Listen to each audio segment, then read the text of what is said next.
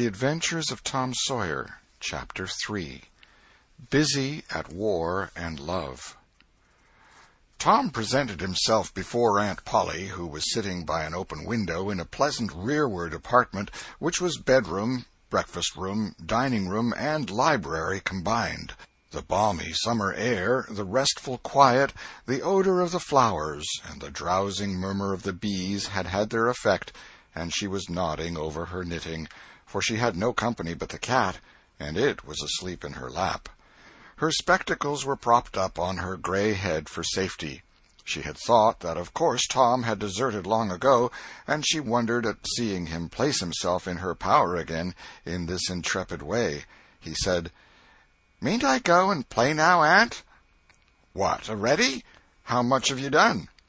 "It's all done, Aunt." "Tom, don't lie to me. I can't bear it." "I ain't, Aunt. It is all done." Aunt Polly placed small trust in such evidence. She went out to see for herself, and she would have been content to find 20% of Tom's statement true. When she found the entire fence whitewashed, and not only whitewashed but elaborately coated and recoated, and even a streak added to the ground, her astonishment was almost unspeakable. She said, "Well, I never! There's no getting round it. You can work when you're a mind to, Tom." And then she diluted the compliment by adding, "But it's powerful seldom you're a mind to, I'm bound to say. Well, go along and play, but mind you get back some time in the week, or I'll tan you." She was so overcome by the splendor of his achievement that she took him into the closet and selected a choice apple and delivered it to him, along with an improving lecture upon the added value and flavor a treat took to itself when it came without sin through virtuous effort. And while she closed with a happy scriptural flourish, he hooked a doughnut. Then he skipped out and saw Sid just starting up the outside stairway that led to the back rooms on the second floor. Clods were handy, and the air was full of them in a twinkling. They raged around Sid like a hailstorm, and before Aunt Polly could collect her surprised faculties and sally to the rescue, 6 or 7 clods had taken personal effect, and Tom was over the fence and gone. There was a gate, but as a general thing he was too crowded for time to make use of it. His soul was at peace now that he had settled with Sid for calling attention to his black thread and getting him into trouble. Tom skirted the block and came round into a muddy alley that led by the back of his aunt's cow-stable. He presently got safely beyond the reach of capture and punishment and hastened towards the public square of the village, where 2 military companies of boys had met for conflict, according to previous appointment. Tom was general of one of these armies, Joe Harper, a bosom friend, general of the other. These 2 great commanders did not condescend to fight in person, that being better suited to the still smaller fry, but sat together on an eminence and conducted the field operations by orders delivered through aide-de-camp. Tom's army won a great victory after a long and hard-fought battle. Then the dead were counted, prisoners exchanged, the terms of the next disagreement agreed upon, and the day for the necessary battle appointed, after which the armies fell into line and marched away, and Tom turned homeward alone. As he was passing by the house where Jeff Thatcher lived, he saw a new girl in the garden, a lovely little blue-eyed creature with yellow hair plaited into 2 long tails, white summer frock, and embroidered pantalettes. The fresh-crowned hero fell without firing a shot. A certain Amy Lawrence vanished out of his heart and left not even a memory of herself behind. He had thought he loved her to distraction. He had regarded his passion as adoration, and behold, it was only a poor little evanescent partiality. He had been months winning her. She had confessed hardly a week ago. He had been the happiest and the proudest boy in the world only 7 short days, and here in one instant of time she had gone out of his heart like a casual stranger whose visit is done. He worshipped this new angel with furtive eye, till he saw that she had discovered him. Then he pretended he did not know she was present, and began to show off in all sorts of absurd boyish ways in order to win her admiration. He kept up this grotesque foolishness for some time, but by and by, while he was in the midst of some dangerous gymnastic performances, he glanced aside and saw that the little girl was wending her way toward the house. Tom came up to the fence and leaned on it, grieving and hoping she would tarry yet a while longer. She halted a moment on the steps and then moved toward the door. Tom heaved a great sigh as she put her foot on the threshold. But his face lit up right away, for she tossed a pansy over the fence a moment before she disappeared. The boy ran around and stopped within a foot or two of the flower, and then shaded his eyes with his hand and began to look down street as if he had discovered something of interest going on in that direction. Presently he picked up a straw and began trying to balance it on his nose, with his head tilted far back, and as he moved from side to side in his efforts, he edged nearer and nearer toward the pansy. Finally his bare foot rested upon it, his pliant toes closed upon it, and he hopped away with the treasure and disappeared round the corner. But only for a minute, only while he could button the flower inside his jacket, next his heart, or next his stomach, possibly, for he was not much posted in anatomy, and not hypercritical anyway. He returned now and hung about the fence till nightfall, showing off as before, but the girl never exhibited herself again, though Tom comforted himself a little with the hope that she had been near some window meantime and been aware of his attentions. Finally he rode home reluctantly, with his poor head full of visions. All through supper his spirits were so high that his aunt wondered what had got into the child. He took a good scolding about clodding Sid, and did not seem to mind it in the least. He tried to steal sugar under his aunt's very nose, and got his knuckles rapped for it. He said, "Aunt, you don't whack Sid when he takes it." "Well, Sid don't torment a body the way you do. You'd be always into that sugar if I warn't watching you." Presently she stepped into the kitchen, and Sid, happy in his immunity, reached for the sugar bowl, a sort of glorying over Tom which was well nigh unbearable. But Sid's fingers slipped, and the bowl dropped and broke. Tom was in ecstasies, in such ecstasies that he even controlled his tongue and was silent. He said to himself that he would not speak a word, even when his aunt came in, but would sit perfectly still till she asked who did the mischief, and then he would tell, and there would be nothing so good in the world as to see that pet model catch it. He was so brimful of exultation that he could hardly hold himself when the old lady came back and stood above the wreck, discharging lightnings of wrath from over her spectacles. He said to himself, "Now it's coming," and the next instant he was sprawling on the floor. The potent palm was uplifted to strike again when Tom cried out, "Hold on, now, what are you belting me for? Sid broke it." Aunt Polly paused, perplexed, and Tom looked for healing pity. But when she got her tongue again, she only said, "Humph! Well, you didn't get a lick amiss, I reckon. You've been into some other audacious mischief when I wasn't around, like enough." Then her conscience reproached her, and she yearned to say something kind and loving, but she judged that this would be construed into a confession that she had been in the wrong, and discipline forbade that. So she kept silence, and went about her affairs with a troubled heart. Tom sulked in a corner and exulted his woes. He knew that in her heart his aunt was on her knees to him, and he was morosely gratified by the consciousness of it. He would hang out no signals. He would take notice of none. He knew that a yearning glance fell upon him now and then through a film of tears, but he refused recognition of it. He pictured himself lying sick unto death, and his aunt bending over him, beseeching one little forgiving word, but he would turn his face to the wall and die with that word unsaid. Ah, how would she feel then? And he pictured himself brought home from the river, dead, with his curls all wet and his sore heart at rest. How she would throw herself upon him, and how her tears would fall like rain, and her lips pray God to give her back her boy, and she would never, never abuse him any more. But he would lie there, cold and white, and make no sign, a poor little sufferer whose griefs were at an end. He so worked upon his feelings with the pathos of these dreams that he had to keep swallowing, he was so like to choke, and his eyes swam in a blur of water which overflowed when he winked, and ran down and trickled from the end of his nose.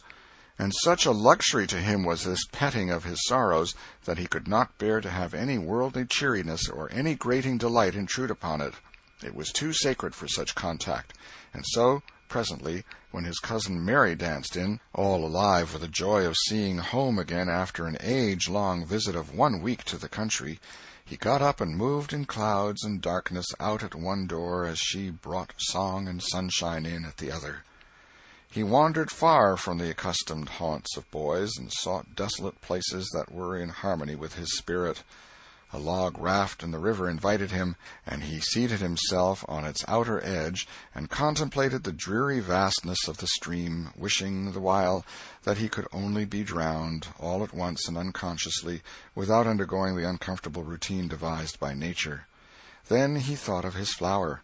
He got it out, rumpled and wilted, and it mightily increased his dismal felicity. He wondered if she would pity him if she knew. Would she cry and wish that she had a right to put her arms round his neck and comfort him?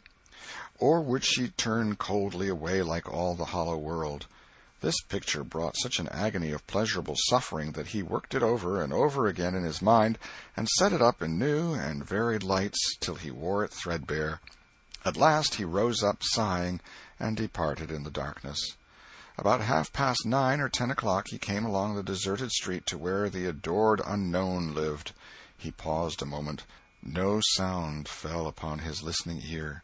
A candle was casting a dull glow upon the curtain of a second-story window. Was the sacred presence there? He climbed the fence, threaded his stealthy way through the plants, till he stood under that window. He looked up at it long and with emotion. Then he laid him down on the ground under it, disposing himself upon his back, with his hands clasped upon his breast and holding his poor wilted flower. And thus he would die, out in the cold world, with no shelter over his homeless head, no friendly hand to wipe the death damps from his brow, no loving face to bend pityingly over him when the great agony came. And thus she would see him when she looked out upon the glad morning, and oh, would she drop one little tear upon his poor lifeless form, would she heave one little sigh to see a bright young life so rudely blighted, so untimely cut down? The window went up, a maidservant's discordant voice profaned the holy calm, and a deluge of water drenched the prone martyr's remains.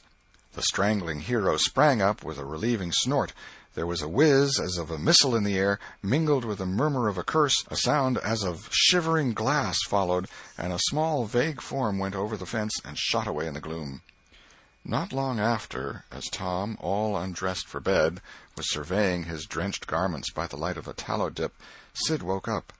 But if he had any dim idea of making any references to illusions, he thought better of it and held his peace, for there was danger in Tom's eye. Tom turned in without the added vexation of prayers, and Sid made mental note of the omission. End of Chapter 3. Chapter 4. Showing Off in Sunday School. The sun rose upon a tranquil world and beamed down upon the peaceful village like a benediction. Breakfast over, Aunt Polly had family worship. It began with a prayer built from the ground up of solid courses of scriptural quotations, welded together with a thin mortar of originality. And from the summit of this she delivered a grim chapter of the Mosaic law, as from Sinai.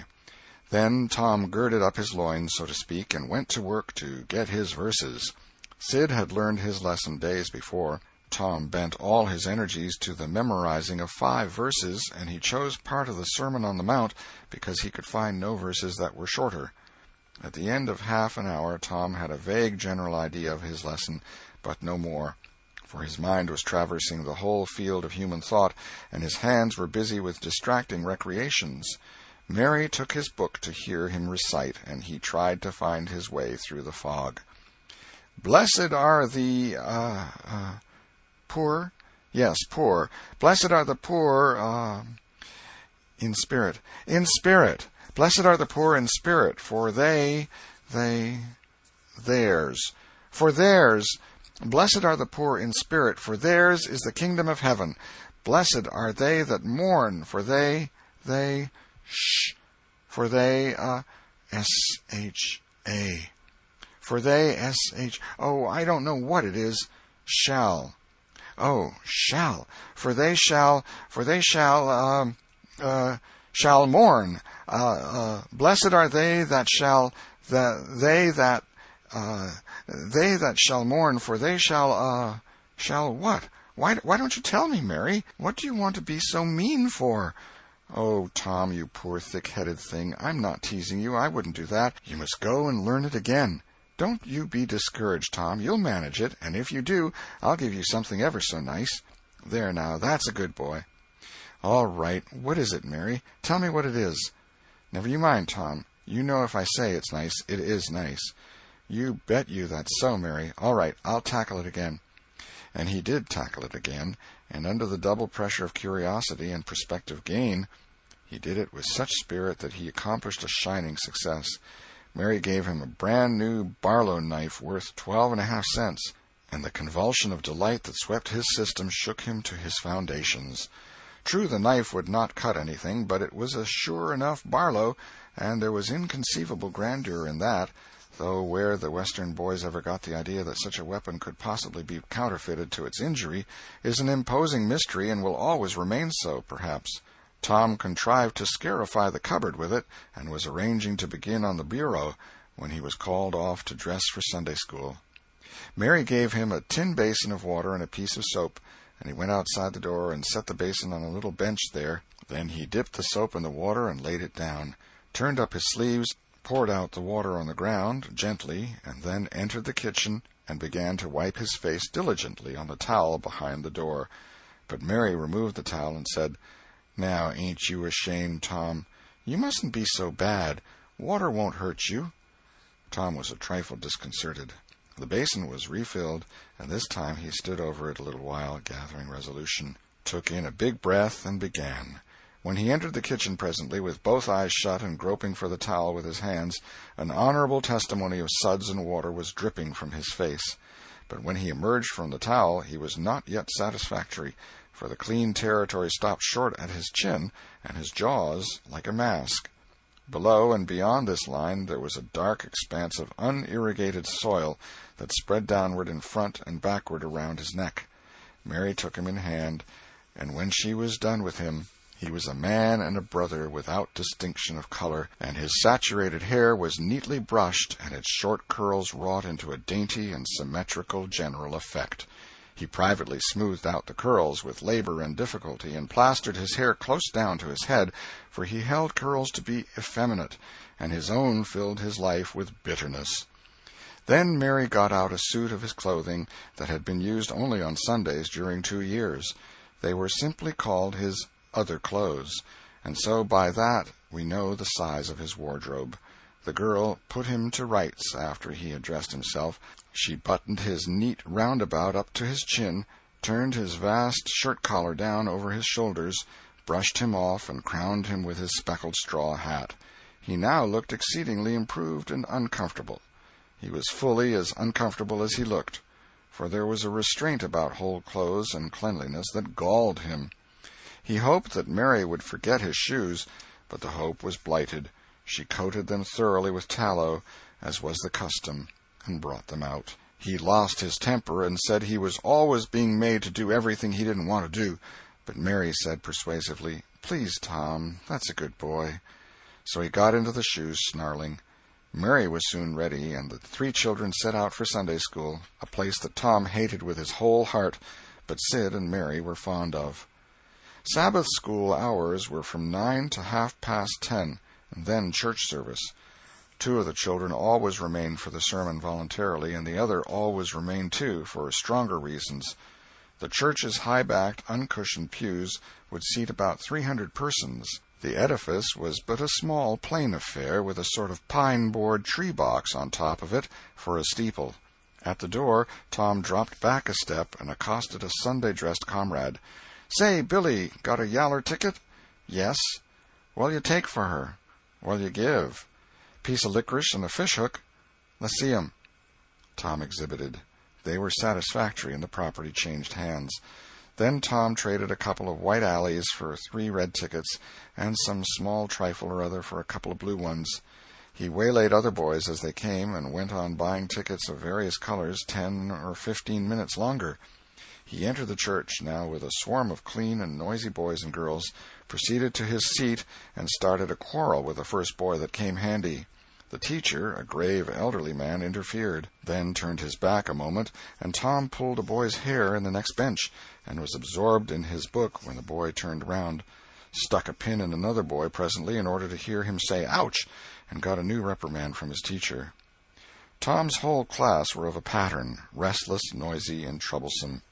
When they came to recite their lessons, not one of them knew his verses perfectly, but had to be prompted all along. However, they worried through, and each got his reward, in small blue tickets, each with a passage of Scripture on it. Each blue ticket was pay for 2 verses of the recitation.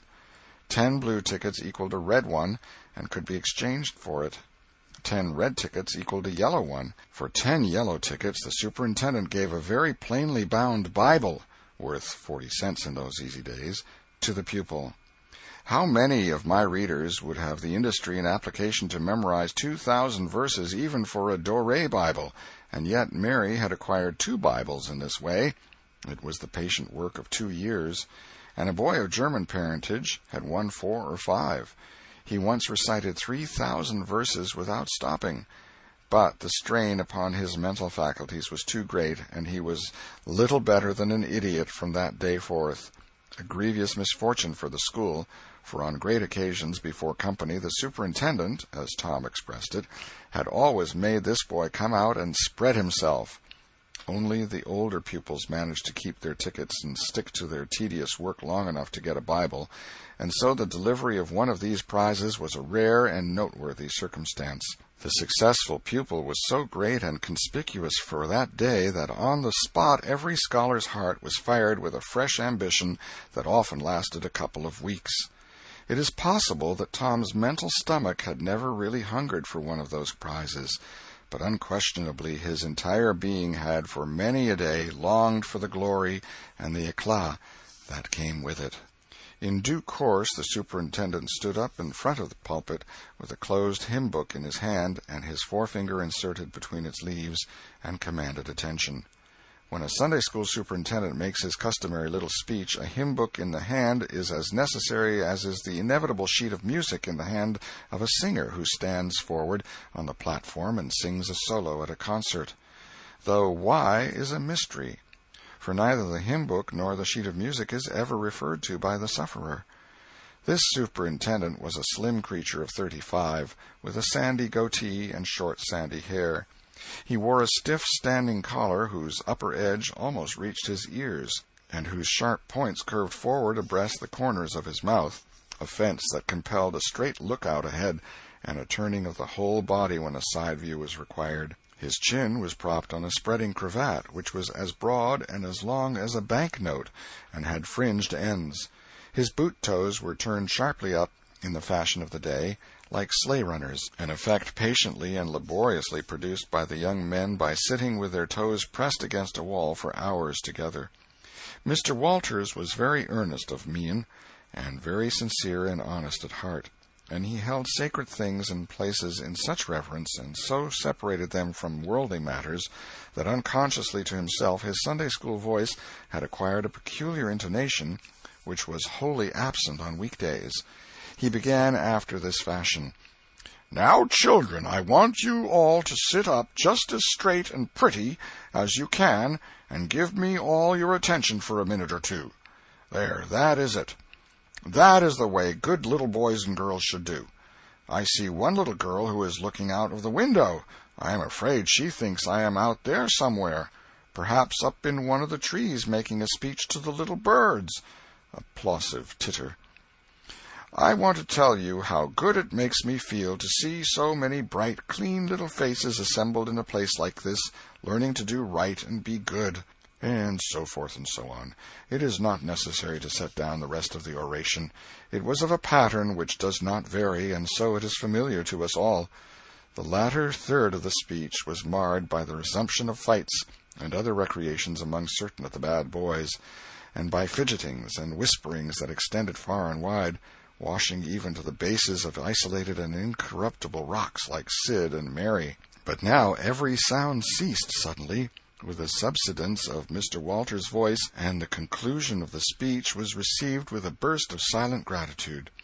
A good part of the whispering had been occasioned by an event which was more or less rare, the entrance of visitors.